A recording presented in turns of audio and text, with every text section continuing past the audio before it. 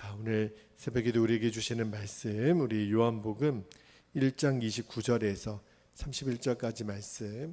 어제도 이 말씀을 한번 읽었는데요. 오늘도 동일하게 말씀을 한 번 더 읽고 우리가 은혜를 나누겠습니다. 29절에서 31절까지 말씀 한 절씩 교독합니다. 이튿날 요한이 예수께서 자기에게 나아오심을 보고 이르되, 보라, 세상 죄를 지고 가는 하나님의 어린 양이로다. 내가 전에 말하기를 내 뒤에 오는 사람이 있는데 나보다 앞선 것은 그가 나보다 먼저 계심이라 한 것이 이 사람을 가리킴이라. 나도 그를 알지 못하였으나 내가 와서 물로 세례를 베푸는 것은 그를 이스라엘에 나타내려 함이라 하니라. 아멘. 네, 31절까지만 읽겠습니다. 오늘은 세상 죄를 지고 가는 하나님의 어린 양, 설교 제목은 어제와 오늘이 동일합니다. 제가 어제 그런 말씀을 드렸어요. 하나님의 어린 양이 지고 가는 그 세상 죄 속에 누구의 죄가 있다고요? 나의 죄가 있어요. 나의 죄가 있음이 깨달아지는 은혜를 어제 나누었습니다. 여러분, 내 죄가 깨달아지는 것이 얼마나 놀라운 은혜인지 몰라요. 자, 근데 내 죄가 깨달아진 그 다음이 중요합니다. 내 죄가 깨달아졌다면 그 다음에 하나님이 우리로 하여금 누리게 하시는 은혜가 있어요. 뭐죠? 그게 바로 회개의 은혜입니다. 내 죄가 깨달아지면 구원의 문이 열리거든요. 그러면 그 구원의 문으로 들어가는 그 시작점이 바로 회개예요. 여러분, 죄가 깨달아진 후에도요, 여전히 그 죄의 짐에 눌려 사는 사람들이 굉장히 많습니다. 그래서 평생토록 그를 짓누르고 있는 그 무서운 죄책감으로 인하여 늘 마음의 평안과 기쁨을 누리지 못하는 성도님들이 너무 많아요. 그래서 많은 사람들은 그 죄책감으로부터 해방되기 위하여 선행도 해보고 뭔가에 몰두해봐요. 세상의 죄에도 빠져보고, 그러나 그가 가지고 있는 이 본질적인 이 죄의 문제가 해결되지 않으니까 그저 바닷물을 잠시 먹으면 그냥 갈증을 피할 수 있을지 모르겠지만 더 무서운 갈증이 그에게 찾아오는 것과 똑같아요. 물론 아예 죄책감을 느끼지 못하는 사람들도 있어요. 이게 왜 죄냐고, 내가 도대체 무슨 죄를 저질렀느냐고 따지는 사람들도 있는데, 한 번뿐인 인생 내가 그렇게 얼매일 필요가 뭐가 있겠냐고 여전히 죄 가운데 사는 사람들이 있어요. 그런데 그들은요, 엄밀히 말하면 그 죄책감을 느끼지 못하는 것이 아니라 자기를 속이는 거예요. 자신의 마음 깊은 곳에 이것이 죄라고 하는 감각은 있어요.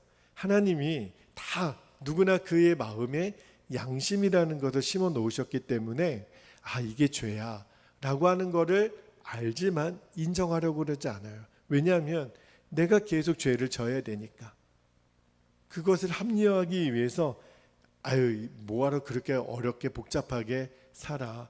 그래서 죄책감을 아예 무시하고 사는 사람들도 있습니다. 그러나 여러분, 성경은요 너무너무 단호해요. 죄의 결과는 뭐라고 그러죠? 사망이라고 그래요. 자, 로마서 6장 23절에 말씀을 읽어드릴게요. 죄의 삭은 사망이요 하나님의 은사는 그리스도 예수 우리 주 안에 있는 영생이니라. 죄의 값과 믿음의 값은요 완전히 천지 차이예요. 영원한 영생이냐 영원한 지옥이냐 갈라지는 거죠.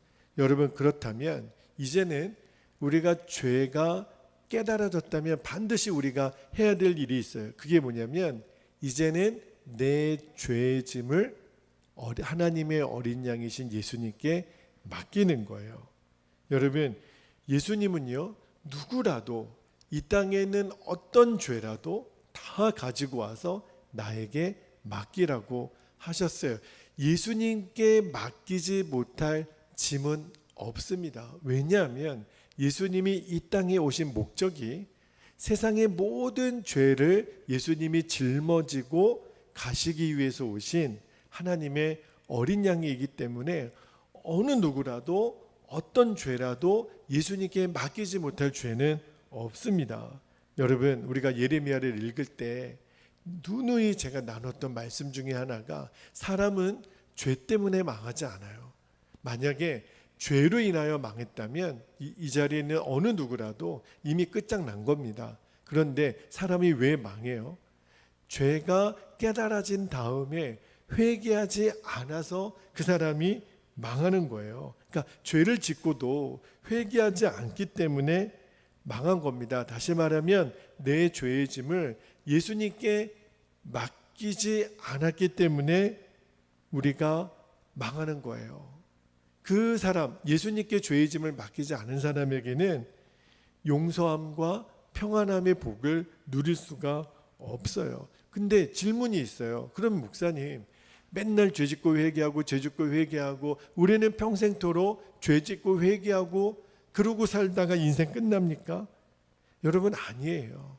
왜 회개가 우리에게 너무너무 중요한 은혜의 통로가 되냐면 우리가요, 전심으로 회개하고 이 전심에는 진심도 포함되어 있는 거예요. 우리가 진심으로 예수님께 죄짐을 맡기고 회개하면 그 다음에 나타나는 은혜가 있어요. 그게 뭐냐면 이제는 죄를 다스릴 수 있는 힘을 얻게 돼요. 이제는요, 회개하면 죄가 내 안에서 그 권세를 잃어버려요. 여러분, 희한한 게요, 내가 주님 앞에 죄의 짐을 맡기고 회개의 눈물을 흘리면요, 내 영혼이 예수님 앞으로 점점 가까이 나아가는 것이 느껴져요. 여러분, 비가 온 다음에 땅이 더 단단해지잖아요. 그런데 비가 왔다고 해서 모든 땅이 다 단단해지는 것은 아니에요. 어떤 땅은요, 비로 인해서 흙탕물이 되는 땅이 있죠. 그러니까 사람의 마음도 똑같아요. 우리가 진심으로 예수님께 죄짐을 맡겨드리지 않으면, 회개하지 않으면 죄로 인해서 그 사람은 더 인생이 흙탕물이 돼요. 그 가정은 완전히 흙탕물이 되고 회개하지 않는 교회 더러워질 수밖에 없습니다. 그런데 우리가 진짜 하나님이 받으시는 그 애통함의 회개를 드리면 내 영혼이 예수님께로 점점 가까이 나아가는 것을 알게 돼요. 근데요, 우리가 예수님께 가까이 가면 갈수록 어떤 일이 일어나냐면 죄가 싫어지는 은혜가 임해요. 예수님 그분께로 나아가면 죄 짓기 싫어요. 옛날에 그렇게 죄 짓는 것이 좋았던 내가 예수님께로 가까이 나아가면 갈수록 죄 짓는 것이 역겨워져요. 그리고 우리들 안에 어떤 소원이 생기냐면 예수님 기쁘시게 해드려야지. 예수님이 어떻게 하면 예수님 기쁘실까? 이런 마음의 소원이 생기고요. 그러면 이제는 예전에는 죄에 완전히 무너지는, 완전히 죄의 밤노릇해 하던 내가 이제는 죄와 싸우는 자가 돼요. 왜냐하면 예수님을 기쁘게 해드리고 싶으니까. 할렐루야. 예전에는요, 아무도 모르면 죄가 아니라고 생각했어요. 우리가 그랬어요. 그런데 이제는요, 내 마음속에 견딜 수 없는 애통함이 몰려와요. 왜냐하면 예수님 그분께로 나아가는 그 마음에는 그 죄가 나에게 큰 짐이 되거든요. 이것은 예수님이 싫어하는 거라는 것을 내 영혼이 알게 되거든요. 그래서 회개 자리로 또 나아가는 거예요. 그래서 내 죄를 씻고 다시 일어나는 겁니다. 여러분, 내가 죄에 넘어질 수 있어요. 우리는 다 연약하니까. 그러나 회개하고 예수님께 나아감으로 다시 일어나잖아요. 그러면 이전의 죄에 대한 태도와 지금 내가 죄에 대한 태도가 달라져요.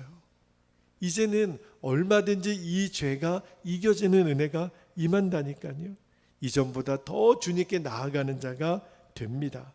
그래서 이 과정이 계속 반복이 되면 이제는 죄가 이겨지는 은혜, 하나님의 거룩한 신부로 사라지는 은혜가 임하게 돼요.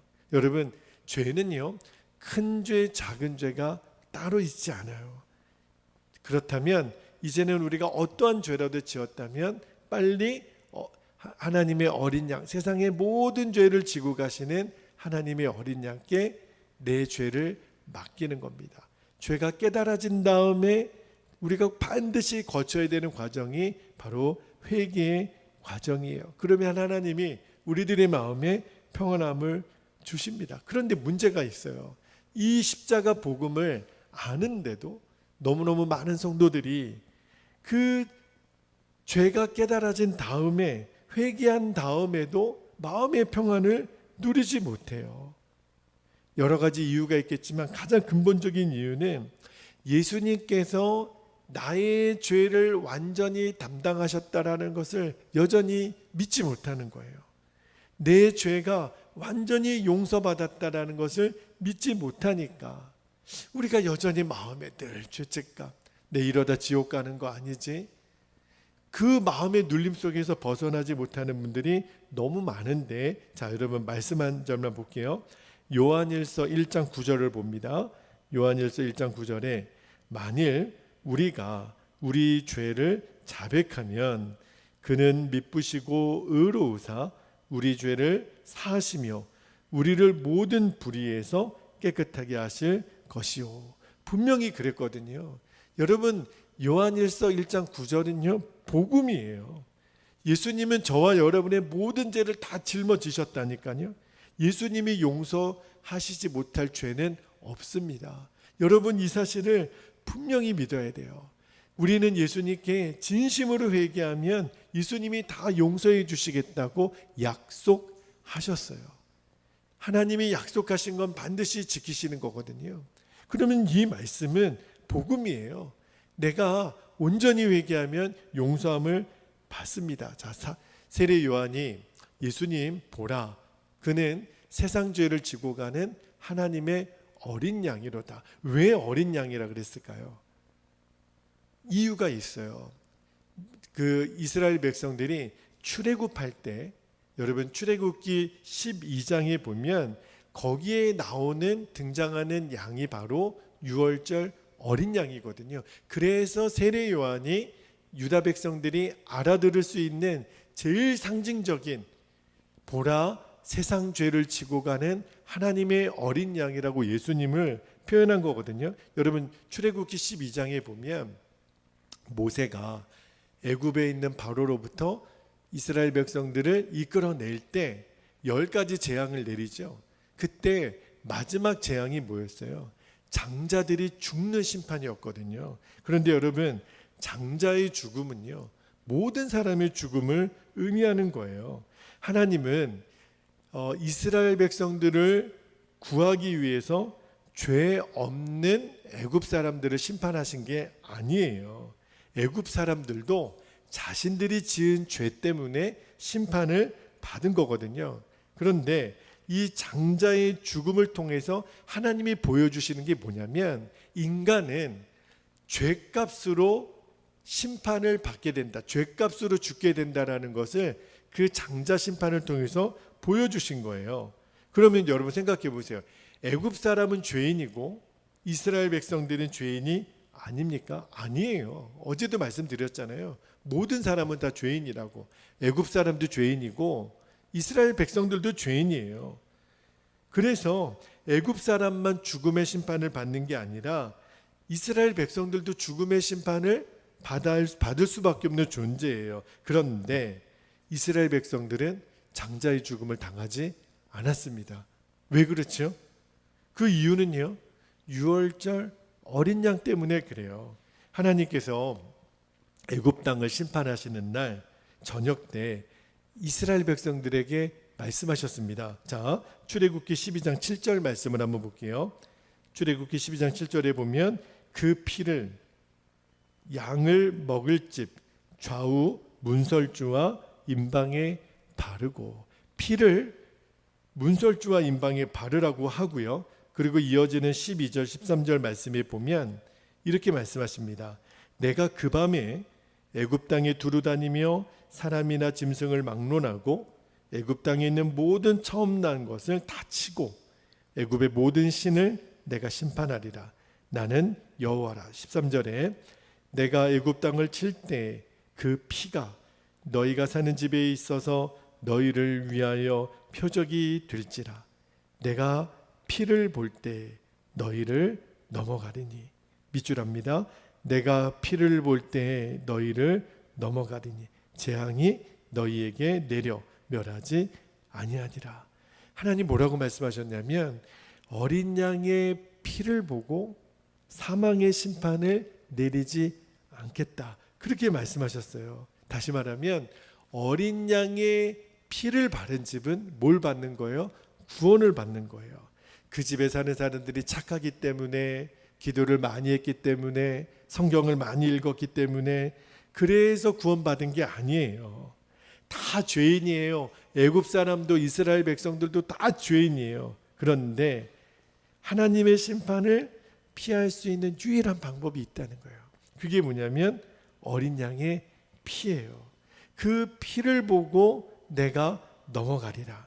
사람이 아무리 악한 자라도 어떤 죄를 졌더라도 어린 양의 피를 바른 집이라면, 이스라엘 백성들도 악한 사람들이 있다니까요. 다 죄인이라니까요. 그러나 그가 어떤 사람인가 상관없이 그 집에 어린 양의 피를 바르면 내가 그 피를 보고 넘어가리라.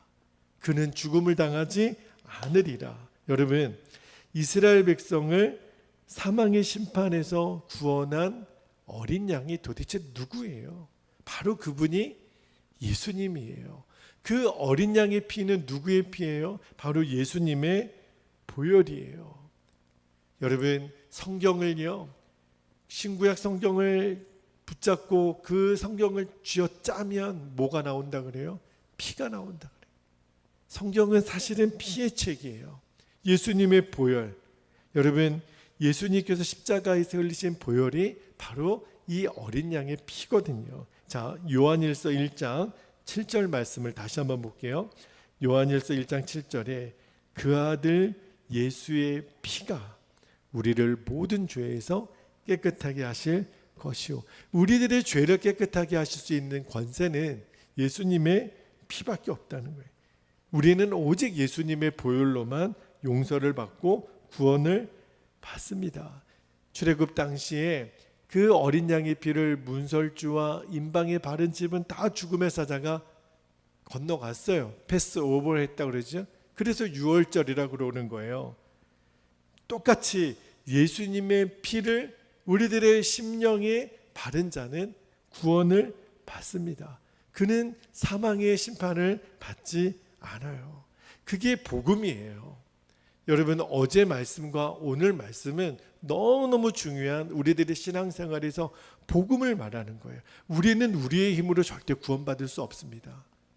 죄인이에요. 그런데 세상 죄를 지고 가는 하나님의 어린 양이신 예수님, 그분이 십자가에서 흘려주신 십자가의 보혈 때문에 우리는 구원받을 수 있는 자가 됐다는 거예요. 그래서 세례 요한이 본 거예요. 그래서 세상 사람들에게 여러분에게 구원을 얻을 길을 보여드리겠습니다. 그분을 바라보십시오. 저와 여러분의 죄를 다 짊어지고 가시는 하나님의 어린 양이신 예수님을 바라보십시오. 그에게 구원이 있습니다. 저를 주목하지 마시고 나는 그리스도가 아닙니다. 지금 그 이야기를 하는 거예요. 여러분, 예수님의 피를 내 마음에 바른다. 이게 뭐예요? 그게 바로 회개예요. 내 죄를 하나님께 진심으로 고백하는 거예요. 예수님, 제가 죄인입니다. 이제는 내 입으로 그 죄를 시인하는 거예요. 내 마음으로 믿어 구원에 이르고 입으로 시인하는 거예요. 주님은 우리들이 믿고 고백하면 우리들을 용서하시고 우리를 구원에 이르시겠다고 약속하셨거든요. 이제는 내 죄의 짐을 예수님께 완전히 맡기는 시간이 필요해요. 그리고 우리가 주님 앞에 용서를 구하는 거예요. 예수님의 흘리신 피로 나를 씻기소서, 나를 용서하소서. 그리고 내가 예수님께로 가까이 나아가겠습니다. 그러면 우리는요, 이제는 죄에서 이겨지는 역사, 예전에는 100점 100패였다면 이제는 100점 100승의 길로 우리를 인도하세요. 그게 보혈 안에 있는 권세고 회개가 가져다주는 축복이에요. 여러분 이 축복을 놓치면 안 돼요. 하나님의 어린 양이신 예수님을 통해서 나의 죄가 깨달아졌다면 이제는 그 예수님의 보혈의 권세로 나를 씻기시고 나를 용서하시고 나를 새롭게 하시는 그 은혜를 이제는 누릴 줄 알아야 되는데 그게 바로 회개를 통해서 이루어진다는 것. 그 사실을 잊으시면 안 돼요.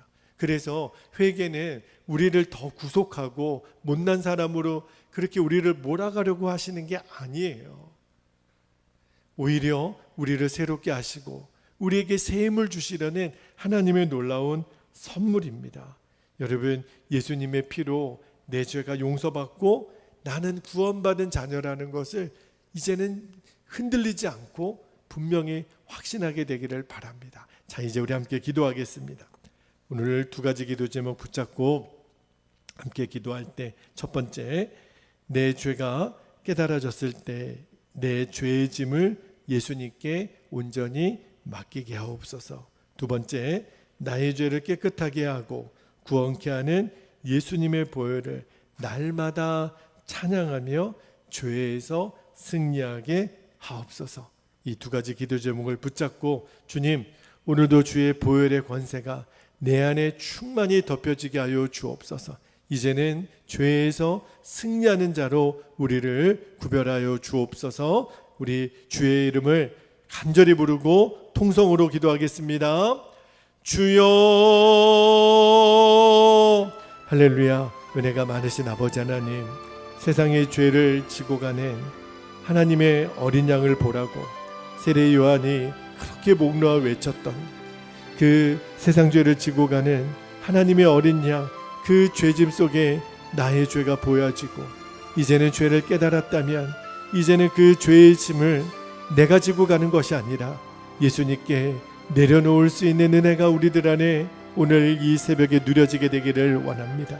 하나님, 그 죄의 짐을 내가 지고 가면 우리는 평생 하나님 어떠한 평안도 누릴 수 없는 죄책감이 종이 되고 맙니다.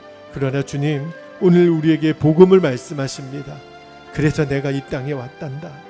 그 죄를 나에게 맡기라고, 나에게 던지라고, 이제는 나의 모든 죄의 짐을 예수님께 맡기는 시간이 되기를 원합니다.